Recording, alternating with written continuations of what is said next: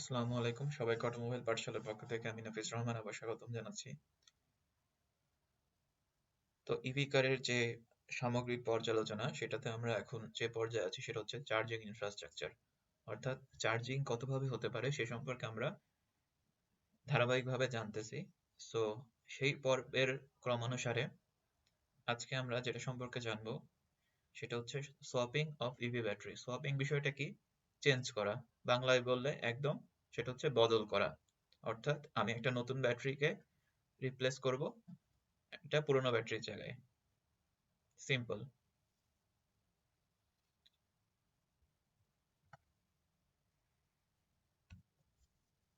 So swapping যে ব্যাটারিগুলো হয় সেগুলোতে মূলত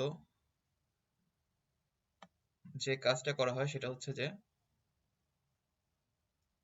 গাড়ির যেটা পুরোনো ব্যাটারি, যেটা ইউজড ব্যাটারি, সেটাকে টোটালি রিপ্লেস করা হয় একটা নতুন, সম্পূর্ণ নতুন ব্যাটারির মাধ্যমে। আর এই কাজটা যারা শুরু করেছে, অর্থাৎ যারা সাকসেসফুলি শুরু করেছে, তারা হচ্ছে চাইনিজ ইলেকট্রিক এসইউভি। অলরেডি তারা ইউরোপের মার্কেটে তাদের একটা পজিশন তৈরি করার চেষ্টা করছে টেসলার সাথে কম্পিট করার জন্য।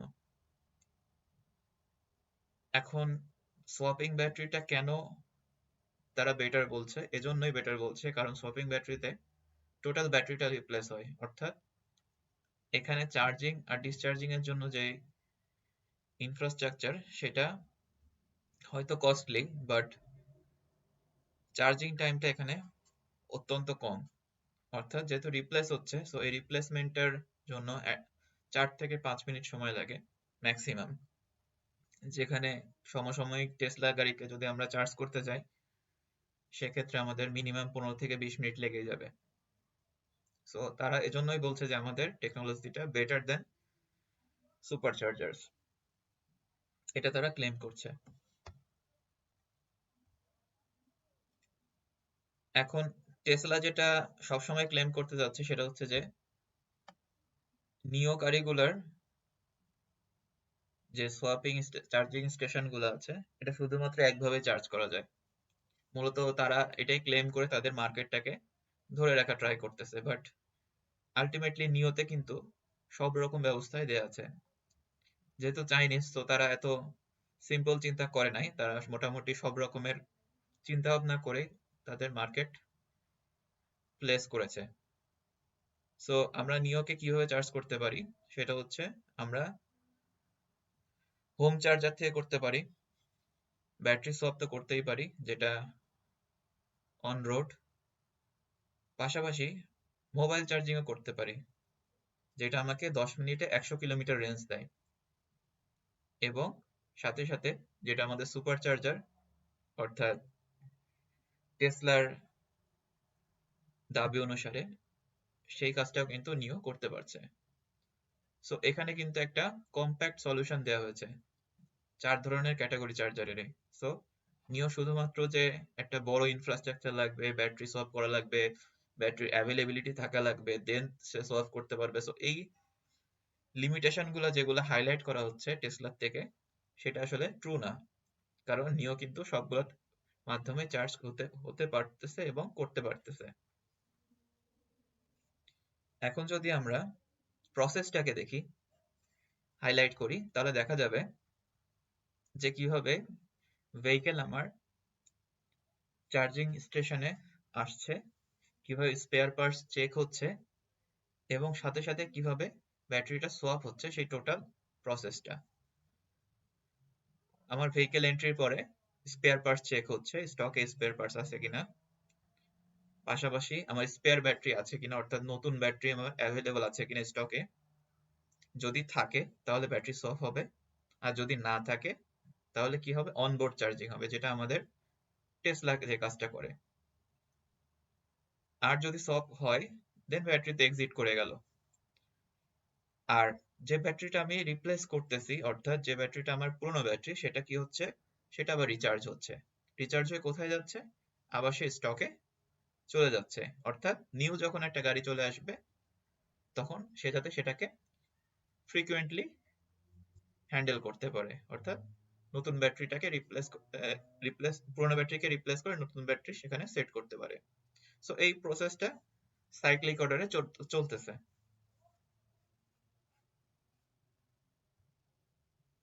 এখন এখানে বিজনেসটা আসলে কোথায়? যেহেতু চাইনিজ টেকনোলজি, সো তারা এখানে অনেক বড় একটা বিজনেস চিন্তা করছে। পাশাপাশি এই বিজনেস মার্কেটটা কিন্তু ইন্ডিয়াও অনেকদিন থেকে করতেছে। তাদের ক্ষেত্রে স্কুটারে তারা এই কাজটা করতেছে বা অটো রিক্সাগুলোতে করতেছে। বাট চাইনিজ ইনভেন্টররা এটাকে একটা বড় পরিসর দিয়েছে। সেখানকারই একটা আউটকাম হচ্ছে নিও। সো এখানে যেই ব্যাটারি সোয়াপিং স্টেশনটা আছে সেটাতে ব্যাটারি কিন্তু আমি কিনতেছি না, ব্যাটারিটা কি করতেছি আমি ভাড়ার ভিত্তিতে নিচ্ছি। তাতে কি হচ্ছে যে ব্যাটারির জন্য যে আমার ইভি কারের কস্টটা বেড়ে যায় সেই কস্টটা আমি হ্যান্ডেল করতে হচ্ছে না। পাশাপাশি ব্যাটারি যে সার্ভিসিং লাগে সেই সার্ভিসিংও আমাকে হ্যান্ডেল করতে হচ্ছে না। তার বিনিময়ে আমি কি দিচ্ছি? একটা নির্দিষ্ট চার্জ দিচ্ছি। আর অবশ্যই নির্দিষ্ট চার্জ সেটা কম ব্যাটারি কেনার চেয়ে বা ব্যাটারি সার্ভিসিং এর চেয়ে। তো এখানে একটা বড় হ্যাসেল আমার শিফট হয়ে যাচ্ছে ওই ইনফ্রাস্ট্রাকচার বা চার্জিং ইনফ্রাস্ট্রাকচারের সাথে জড়িত লোকজনের মধ্যে। সুতরাং এখানে আমার কিন্তু গাড়ির দাম অস্বাভাবিকভাবে কমে যাচ্ছে। ফলে আমি সহজে ইনস্টলমেন্টে গাড়িটাকে শুরুতেই কিনে ফেলতে পারতেছি। সো এখানে গাড়ির প্রাইসিংটা কমে যাচ্ছে, ইনস্টলমেন্ট প্রাইসিং, যেটা মূল কনসার্ন ইলেকট্রিক গাড়ির ক্ষেত্রে, যে ইলেকট্রিক গাড়ির দাম বেশি। পাশাপাশি আমার এখানে যে ব্যাটারিগুলা জমা থাকতেছে সেটাও কিন্তু আমি একটা ট্রেড অফ করতে পারছি। কিভাবে? পাওয়ার ট্রেডিং যে কোম্পানিগুলো আছে যাদের ইমার্জেন্সি সাপ্লাই দরকার, সে ফর এক্সাম্পল কোনো সময় একটা লোডশেডিং হলো, আমি চাচ্ছি যে আমার নির্দিষ্ট এলাকায়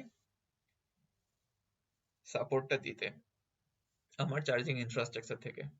সুতরাং আমি চাইলে এখানে কিন্তু একটা ট্রেড ক্রিয়েট করতে পারি, অর্থাৎ তাকে আমি ইলেকট্রিসিটির বিনিময়ে একটা ইনকাম নিয়ে আসতে পারি। পাশাপাশি আমি একটা বড় পরিসর যদি চিন্তা করি, আমি এটাকে পাওয়ার গ্রিডেও সেল করতে পারি যখন আমার এনাফ চার্জিং ব্যাটারি রয়েছে। তো এটা একটা কমপ্লিট বিজনেস। তো এটাকে আইডেন্টিফাই কিন্তু অনেক দেশই করে ফেলেছে। তাইওয়ান এবং ইন্ডিয়া এই টেকনোলজিকে বা এই বিজনেস মডেলটাকে প্রায় 10-12 বছর থেকে চালাচ্ছে। সো তারা সাকসেসফুলি রান করতেছে এটাকে।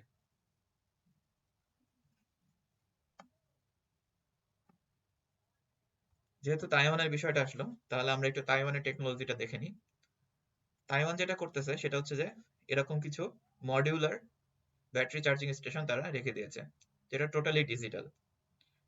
এবং এই চার্জিং স্টেশন গুলো থেকে যে ব্যাটারি গুলাকে বা কম্প্যাক্ট ব্যাটারি গুলাকে নেওয়া হচ্ছে, এটা ইউজ করা হচ্ছে ই বাইকে। এই যে পাশে যে বাইকটা দেখা যাচ্ছে সাদা রঙের, এই বাইক গুলোতে তারা এই চার্জিং ইনফ্রাস্ট্রাকচারটাকে ইউজ করতেছে। এখানে মাল্টিপল ব্যাটারি আছে। সো একজন বাইকার সহজেই অ্যাপস এর মাধ্যমে এখানে কানেক্টেড থাকতে পারতেছে। তো এভাবে তারা একটা মোটামুটি সাস্টেনেবল অবকাঠামো দাঁড় করিয়ে ফেলেছে তাইওয়ানে, এবং এটা বেশ জনপ্রিয়। এখন আগে যে ব্যাটারিটার কথা আমরা বলেছি সেটা ছিল লিথিয়াম আয়ন, বাট এই ব্যাটারিটা তুলনামূলকভাবে কম্প্যাক্ট এবং বেশি ইফেক্টিভ। কেন? কারণ এটা টেকনোলজিটা ডিফারেন্ট। এটা হচ্ছে লিথিয়াম সালফাইড, অর্থাৎ রাদার দেন সলিউবল সলিউশন, অর্থাৎ আহ, তরল পদার্থ, এখানে ইউজ করা হয়েছে সলিড, যার ফলে ইফিসিয়েন্সি এবং চার্জিং ক্যাপাসিটি দুটোই বেড়ে গিয়েছে। কিভাবে বেড়ে গিয়েছে যদি আমরা কার্ভে দেখি তাহলে বুঝতে পারবো। সেটা হচ্ছে আমার এনার্জি ডেন্সিটি হচ্ছে watt hour per ampere, okay, per litre, sorry, watt hour per litre. So এটা যদি একটা গ্রাফিক্যাল রিপ্রেজেন্টেশন আমরা করি তাহলে সবার উপরে আছে কিন্তু লিথিয়াম সালফাইড, যেটা অলমোস্ট এখন 400 ওয়াট আওয়ার পার লিটার। সুতরাং এটার চার্জ ডেন্সিটি বা এনার্জি ডেন্সিটি সবচেয়ে ভালো। আর যেটা লিথিয়াম সালফাইড সেটা কিন্তু অনলি 200, সো এটা অলমোস্ট ডাবল। এবং ফিউচারে যে লিথিয়াম সালফাইড পারফরমেন্স টেস্টিং গুলো হচ্ছে সেটাতে দেখা যাচ্ছে এটা অলমোস্ট 500 ক্রস করে যাবে। সো যত বেশি ওয়াট আওয়ার পার লিটার হবে ততই আমার ব্যাটারি কি হবে, এফিসিয়েন্সি বাড়বে, ব্যাটারি কম্প্যাক্ট হবে এবং ওয়েট রিডাকশন হবে, যেটা আমার মেইন কনসার্ন। সো কয়েকটা প্রবলেম এখানে সলভ হয়ে যাচ্ছে। সেটা হচ্ছে কি, গাড়ি কিনতে আমার প্রথমে যে হাই কস্ট দিতে হতো সেই হাই কস্ট আমাকে দিতে হচ্ছে না, কারণ আমি ব্যাটারি কেনার চেয়ে এখন কি করতেছি, ভাড়া নিচ্ছি। এবং সাথে সাথে ব্যাটারি মেইনটেন্যান্সকেও আমরা ভাড়ার ভিত্তিতে দিয়ে দিচ্ছি। ফলে কি হচ্ছে, একটা ড্রাস্টিক কস্ট রিডাকশন হচ্ছে। পাশাপাশি রেঞ্জ অ্যাংজাইটি যেটা ছিল, অর্থাৎ আমার একটা নির্দিষ্ট মাইলেজ ছিল, তারপরে আমাকে ব্যাটারিকে চার্জ করার জন্য প্রায় 20, 30, 40 মিনিট অপেক্ষা করতে হতো, সেই জিনিসটা এখন আর থাকছে না। কারণ যেহেতু অবকাঠামোগত উন্নয়নটা হয়ে গিয়েছে, তো সেক্ষেত্রে আমি রেঞ্জকে ক্যালকুলেট করে কোন একটা নির্দিষ্ট রুটে আমি গাড়িকে অ্যাকর্ডিংলি ব্যাটারি সোয়াপ করে করে চালাতে পারতেছি। সো আমার রেঞ্জ যে অ্যাংজাইটি ছিল সেটাও কিন্তু দূর হয়ে যাচ্ছে। আরেকটা যেটা আছে সেটা হচ্ছে লং চার্জিং টাইম, যেটা বড় একটা প্রবলেম ছিল, যেটা টেসলা এখনো সেটাকে ওভারকাম করা ট্রাই করতেছে। তারা আরো নতুন টেকনোলজি নিয়ে আসতেছে, তারা সালফার ব্যাটারি নিয়ে আসছে, লিথিয়াম সালফার, যেটা তারা বলতেছে যে এটা খুব কুইকলি চার্জ হবে। তারা নতুন নতুন ঘোষণা দিচ্ছে। সো সেটা আমরা দেখবো সেটা কিভাবে হচ্ছে। But for instance, long charging টাইমের যে প্রবলেমটা ছিল সেটাও কিন্তু দূর হয়ে যাচ্ছে, কারণ এখন আমার সেগমেন্টে ব্যাটারিকে আমরা চেঞ্জ করতেছি, অর্থাৎ ব্যাটারি সোয়াপ করতেছি রোডের সেগমেন্ট করে, অর্থাৎ কিলোমিটারের উপরে সেগমেন্ট করে করে আমরা ব্যাটারি সোয়াপ করতেছি। সো সেক্ষেত্রে লং চার্জিং টাইম আমাদের লাগতেছে না। সো আমি যদি 10 কিলোমিটার যাই, আমি 10 কিলোমিটারের জন্য ব্যাটারিকে ওই টাইমটার জন্য চার্জ করবো। সো এখানে কিলোমিটার টু চার্জিং টাইমের একটা ট্রেড অফ হয়ে যাচ্ছে। সো মূল 3টা প্রবলেম সলভ হয়ে গেছে। এখন যদি আমরা একটু স্ট্যাটিস্টিক্সটা দেখি যে ইলেকট্রিক ভেহিকেল ব্যাটারি সোয়াপিং মার্কেটটা আসলে কেমন, আমাদের পাশের দেশের এটা একটা ডেটা। সেটা হচ্ছে 31.3% চার্জিং স্টেশন রয়েছে যেখানে ব্যাটারি সোয়াপ করা হচ্ছে, এবং 6.1 মিলিয়ন পিপল এটার সাথে কানেক্টেড। সরি, $6.1 মিলিয়ন বিজনেস এটার সাথে কানেক্টেড। মার্কেট ড্রাইভাররা কি এনশিওর করতেছে এখানে, no wait time for charging, অর্থাৎ চার্জের জন্য অনেকক্ষণ অপেক্ষা করতে হবে না। আপফ্রন্ট কস্ট রিডিউস হয়ে যাচ্ছে, যেটা আমি বললাম যে ব্যাটারি যেহেতু কিনা লাগতেছে না, মেইনটেনেন্স চিন্তা করা লাগতেছে না, এই হ্যাসেল গুলো দূর হয়ে যাচ্ছে। ফলে আপফ্রন্ট কস্ট, যেটা ব্যাটারি পারচেস কস্ট, সেটা ড্রাস্টিক্যালি কমে যাচ্ছে। যেহেতু রান টাইম ইনক্রিজ করতেছে, ফলে কি হচ্ছে যে ড্রাইভারদের মধ্যে শেয়ারিং বাড়তেছে, তারা ই মোবিলিটিতে যুক্ত হচ্ছে, মোর অ্যান্ড মোর ড্রাইভার। সবচেয়ে বড় মার্কেট প্লেয়ার যারা, তারা হচ্ছে Sun Mobility private limited, Ola electric mobility, যারা কলকাতায় গেছে তারা ওলা সম্পর্কে জানে, 22 motor private limited, Panasonic India private limited. So this are the main market players. তো তারা হচ্ছে সবচেয়ে বড় বড় মার্কেট প্লেয়ার যারা টোটাল মার্কেটটাকে হোল্ড করতেছে। সো থ্যাংক ইউ সবাইকে অটোমোবাইল পাঠশালার সাথে থাকার জন্য। ভবিষ্যতে আরো নতুন নতুন ভিডিওগুলো পেতে এবং আমাদের ভিডিওগুলোকে যদি ভালো লাগে তাহলে অবশ্যই লাইক শেয়ার করবেন এবং আমাদের পেজটাকে লাইক করবেন। আশা করছি আপনারা উপকৃত হচ্ছেন এবং আমরাও আরো নতুন নতুন ভিডিও আপনাদের জন্য প্রদান করব। থ্যাংক ইউ সবাইকে।